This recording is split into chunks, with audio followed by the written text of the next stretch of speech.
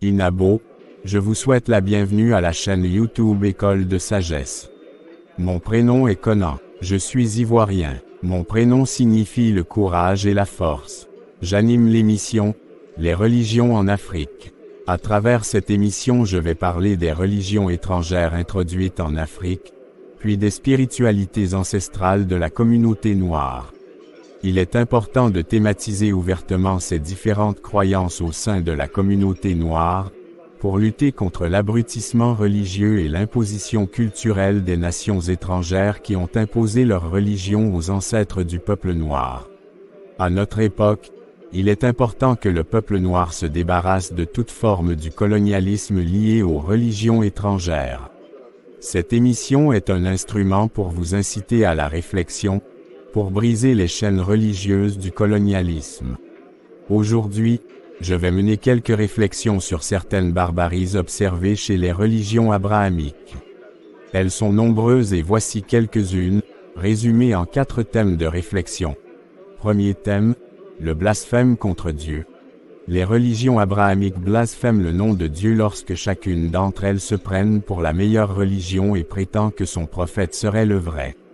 Si au nom de Dieu, l'islam présente Mahomet comme étant le vrai prophète, ou le judaïsme présente Moïse comme étant le vrai prophète et le christianisme présente Jésus-Christ comme étant le vrai prophète, alors cela engendre une confusion religieuse, car lequel des 3 prophètes devrait-on suivre? Dieu le Créateur a-t-il un trouble de personnalité pour ne pas présenter à ces 3 peuples le même et vrai prophète? Non, ce n'est pas Dieu qui est malade, mais plutôt les chefs religieux et politiques de ces 3 peuples responsables de la construction de ces religions abrahamiques, qui ont de sérieux problèmes, au point même de faire de Dieu un menteur, un semeur de division, etc. Deuxième thème, les fausses doctrines. Les chefs religieux des religions abrahamiques ont peur de la vérité. C'est pourquoi ils aiment étouffer les vérités qui pourraient causer du scandale pour les institutions religieuses. C'est l'exemple de cette chanson congolaise intitulée Nakomitunaka, qui avait été interdite par le Vatican et le clergé congolais. En résumé, la chanteuse de cette chanson pose des questions à Dieu, comme par exemple sur l'origine de la peau noire, sur l'ancêtre originel du noir. De plus, elle demande à Dieu pourquoi Jésus le Fils de Dieu est blanc, pourquoi Adam et Ève sont blancs, pourquoi tous les anges sont blancs, pourquoi tous les saints sont blancs, pourquoi le diable est noir, car les livres religieux et les images les montrent ainsi. Elle demande d'où vient cette injustice. Les Belges dénigrent les statues des divinités africaines, mais dans les églises où les Noirs prient, il existe des statuettes blanches. Les Noirs croient aux prophètes blancs, mais les Blancs ne croient pas aux prophètes du peuple noir, etc. Spirituellement et logiquement parlant, cette chanson est-elle insensée pour qu'elle soit interdite? Déjà ces écarts de comportement des chefs religieux prouvent qu'ils se reprochent quelque chose et qu'ils ne servent pas le Dieu créateur. Une religion qui baigne dans le faux, qui protège le faux et combat la vérité, ne vient pas du Dieu créateur. Troisième thème, la présence des rites et textes religieux dits païens. Les chefs religieux et les autorités politiques ont introduit des rites et des textes religieux dits païens dans les religions abrahamiques. Par exemple l'institution des pèlerinages, l'utilisation des amulettes, l'utilisation des statuettes, la copie de certains récits religieux des spiritualités dites païennes, etc. La grande majorité des commandements de Dieu mentionnés dans les religions abrahamiques se retrouvent dans les spiritualités dites païennes. Or ces spiritualités existent déjà avant la naissance des religions abrahamiques. Le culte de la Vierge noire d'Égypte antique a été remplacé par le culte de la Vierge blanche dans le christianisme. À travers ces réalités peut-on affirmer que Dieu copie le diable? Oui. Car les mensonges et les plagiats des religions abrahamiques placent Dieu au second rang face au diable.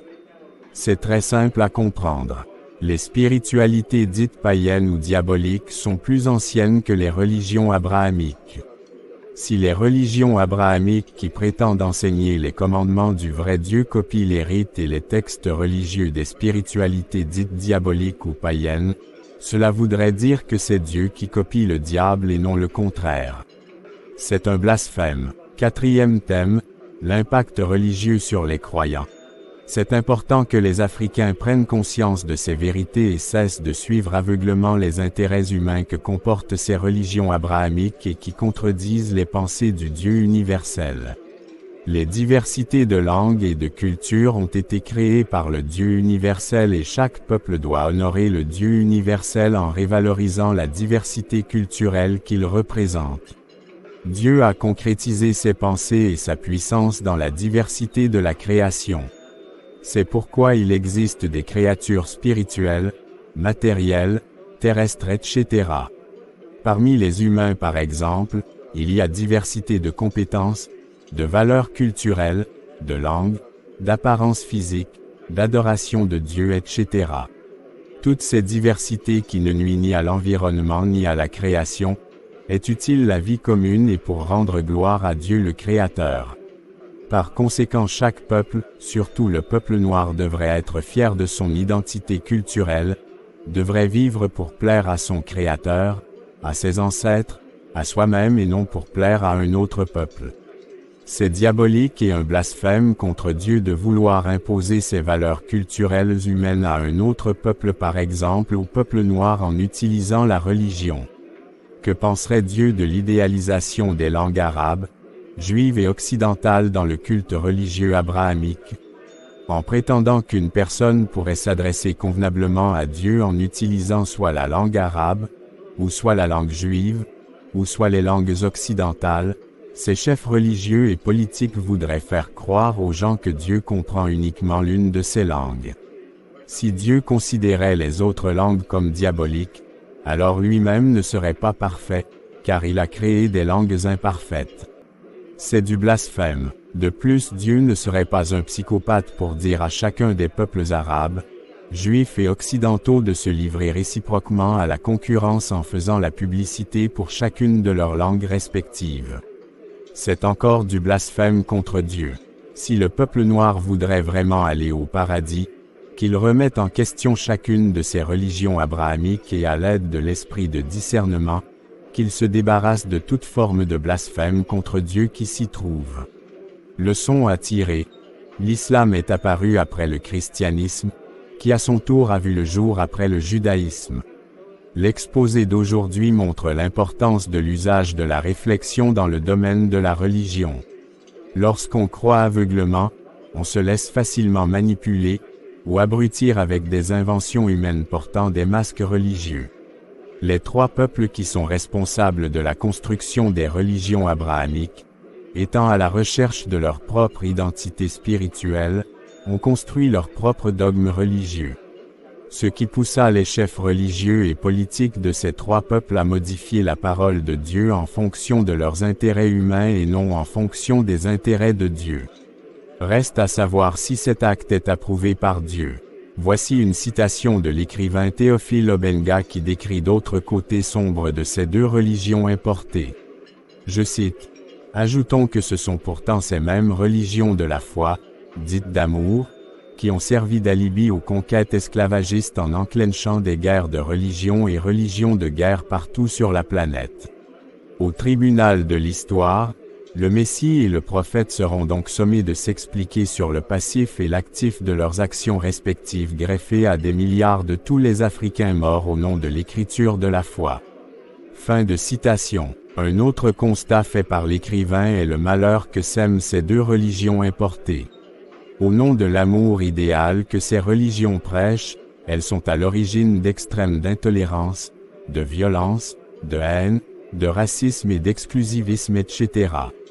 Ces réalités prouvent que ces deux religions importées qui sont l'islam et le christianisme, ont pour objectif d'ordre hégémonique, politique, économique et financier.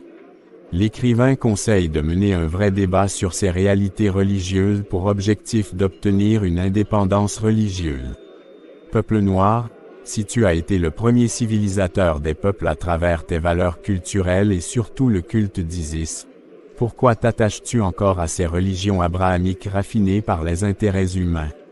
Des étrangers mal intentionnés enseignent une éthique qui est presque la même que celle qu'enseigne la spiritualité de tes ancêtres. Pour privilégier leurs intérêts culturels, ils te font croire que celui qui n'est pas adepte de leur religion respective est un infidèle, alors qu'ils sont eux-mêmes incapables de mettre convenablement en pratique l'éthique qu'enseigne leur religion.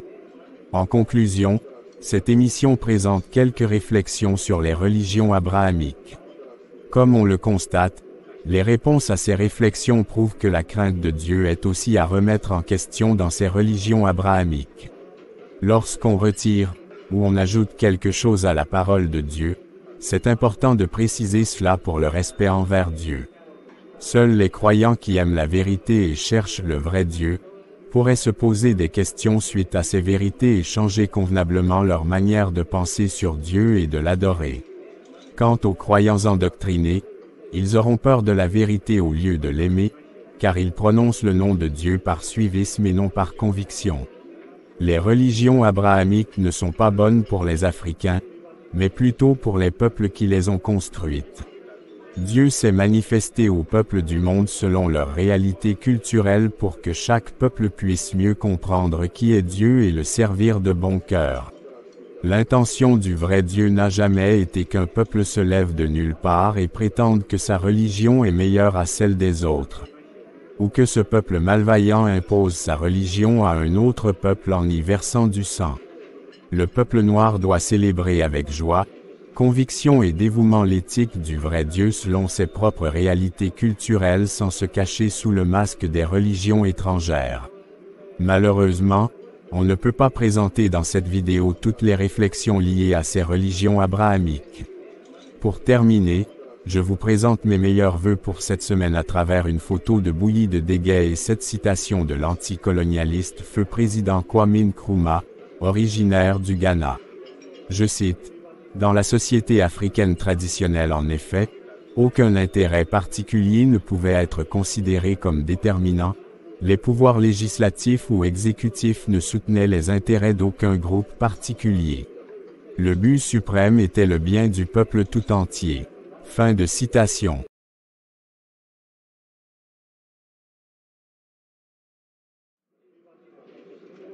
Très chers abonnés, merci pour votre attention et veuillez partager cette vidéo au maximum à vos contacts pour permettre à plusieurs de s'instruire. Akun Manu, au revoir.